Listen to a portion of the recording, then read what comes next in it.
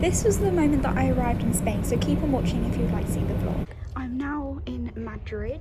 I arrived yesterday and I'm actually staying at a hostel, like most of the places that I'm staying on this trip. This hostel is the most beautiful hostel that I've been to yet. This hostel is called 2060 The Newton Hostel, and it feels very modern, and it feels like a lot of thought has been put into every single part of the brand and the facilities. I really like the brand colours, got the black with the dark green. There's quotes everywhere in the rooms, and it's very clean here. It's just so good, so I highly recommend this hostel if you're coming to Madrid. And I feel like so far my impression of Madrid, because this is the first time I've been to mainland Spain, is that most things are open from like 8 PM onwards because it is so hot and humid. But I really like the city so far. I haven't seen too much. I've just been shopping and had some food. Right now it's really quiet and not many people are out. And here is a view from the top of this hostel. This is the terrace and it's just so beautiful. I think I'm going to try and come here to see the sunset at some point. It is just very different to how I expected it to be in Madrid, but I'm liking it, I really am. So I couldn't stop myself from taking a cheeky selfie in the mirror, and here is a photo of what the door sign looked like, and then here is one of my favourite restaurants I went to in the city. And also I highly recommend trying a Spanish tortilla because they are so delicious. Here is some footage of what some of the shops and streets were like near the hostel, because what I love about the Newton hostel is that it's like right in the city centre, so you're really close to the metro and you're just really close to all of the good spots, and everything's pretty much like a 20-minute walk. Hello, so I'm right now aiming to walk to Retiro Park, which is actually just like this really historical garden place that has lots of collections of plants and flowers that have been around for about 300 years. Well, at least the collection started since then. So as far as I know, that is Museo de Nacional, so it's a national museum, and this is literally just like the entrance. On the right side, if you look, there is a building, and that is the entrance to Real Jardín Botánico, and that's just like a subsection of Retiro Park, because Retiro Park is this really big park. Seems very calm and peaceful here, and it's very quiet. It's not busy today, and it's actually a Saturday, which does surprise me a lot. As you can see, I have just got my ticket to enter the Real Jardín Botánico, and the cost of this was €4, so it really isn't bad at all. And this is going to sit down and eat some food, and then I will get on with vlogging. I am super excited to be here, and I'm going to try and give some facts as well to make it a bit more interesting. When you first come through the entrance, there are first ornamental plants, so I'm going to try and walk closer to them so that you can get a better view. And Retiro Park is the biggest park in Madrid, and it's the greenest as well. And Real Jardín Botánico is basically just a place where they have collected about 90,000 plants and flowers and 1,500 trees, because they have special colonial significance, and so that they can classify different plants and just store them in one place. So that's why this Real Jardín Botánico is like a subsection of the El Retiro Park. It is really, really gorgeous here, I must say. It is very hot, but I feel like the plants actually help with the heat a little bit.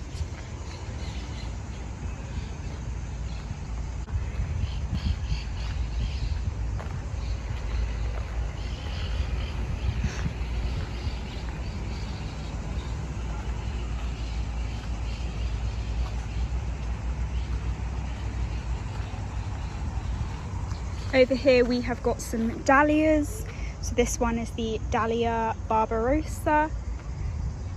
I think dahlias are like really beautiful summer flowers. They're just so big, so many petals, and they're just really cheerful.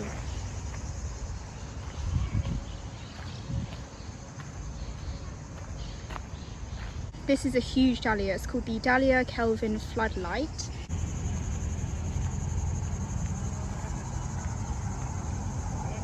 So there are actually expeditions at this botanical garden, and that is to promote the discovery of new plants and different plants, the benefits that they can provide. So there are like subsections to this botanical garden. There is about 7, I believe, and this botanical garden was founded by a king called Fernandi Dad. So this botanical garden is actually 8 hectares long, so it is relatively large. So we've got a little sign here talking about dahlias, so there is some English, so I can translate this. Dahlias are native to Mexico and is closely linked to this country in its culture, history and tradition.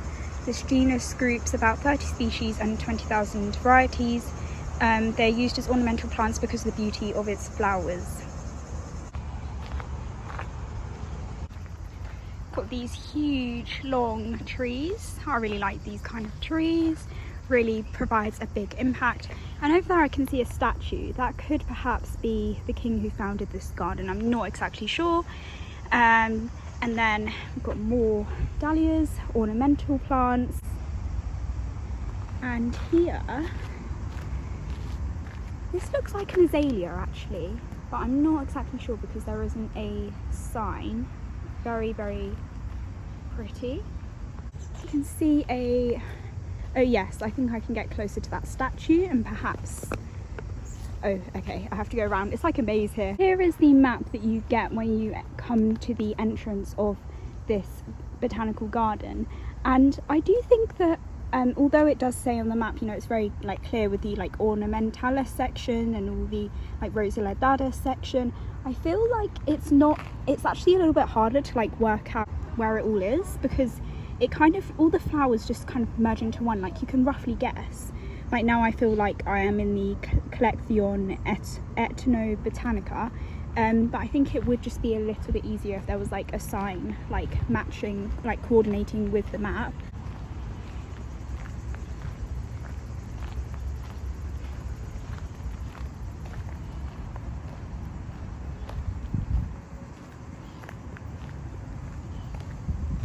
If you come to Madrid, then I do recommend coming to this garden because it is really big.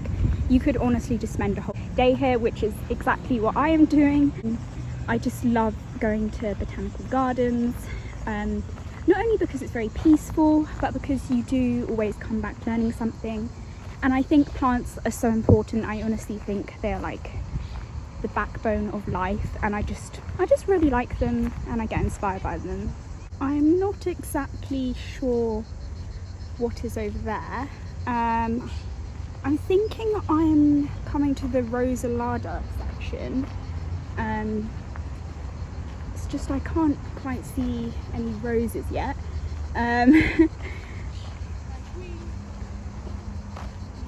This is very cool. This is like an archway with like flowers hanging down. So it actually seems like I have come to the section with all the medicinal plants, which in Spanish is medicinales. So I'm not sure about the rosa laudata section. I couldn't really see any roses.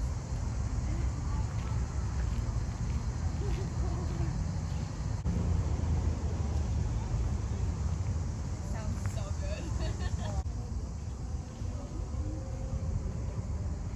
Interestingly, in this botanical garden, they have avoided using pesticides, so that they ensure that they preserve the biodiversity of the plants and don't harm them for agricultural purposes. And they also have insect hotels here to ensure that the plants are pollinated, which is really cool. I'm just enjoying myself in this garden. There's a scarecrow in the background. Oh my gosh, crazy things. Got some lovely cornflowers. I'm pretty sure this is like the end of the sort of like strip of different collections of flowers and ornamental plants, medicinal plants, and I think this section is just the like fruit section, and something called huerta, which I'm not sure what that translates as in English.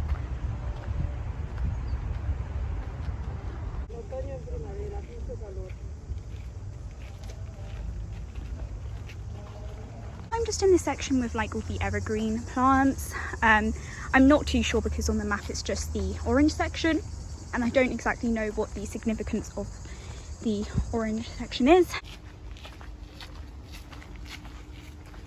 Right now I'm not exactly sure where I have come to. I think I'm lost, but of course, you know, that's part of exploring and part of going somewhere that you've never been before. I'm going to go back and I'm going to try and look for the herbaranium. So this sign is just pointing to this plant called the Arbola sicularis, and basically this is native to the Canary Islands, and it has very high ornamental value and is planted throughout the world, and there is actually a way of extracting its sap. This plant has sap that contains palm honey, and that can like sweeten food, but doing this is forbidden now. Got this little statue inside a pond, but I'm assuming it again could be a king of Spain or potentially a botanist, because I know that the founder, the king who founded this, was a botanist and surgeon.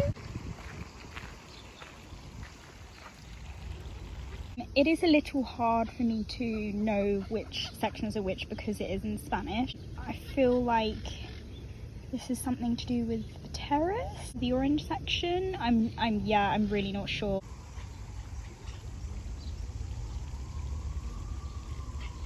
It's actually very humid now. I can actually feel it. It is a lot harder to kind of come to a garden in really hot temperatures and enjoy it as much, but still, I love gardens so much that I wouldn't want to not be here.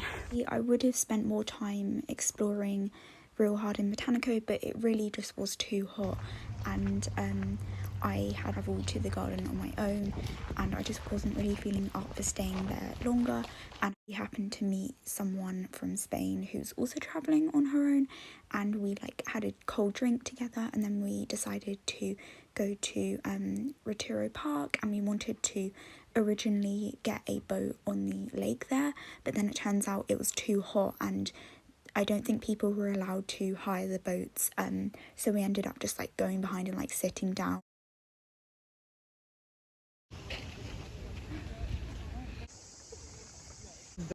One statue dedicated to like Lucifer.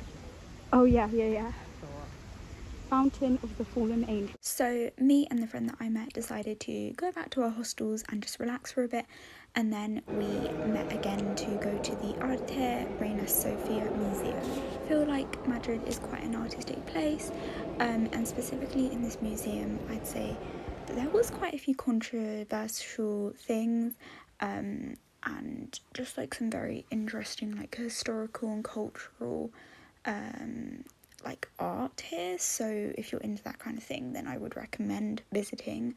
There's quite a lot of sculptures and just like 3D art, and a lot of the art was really like making you think. It was all like a sort of story, but like with kind of like dark mystery behind it.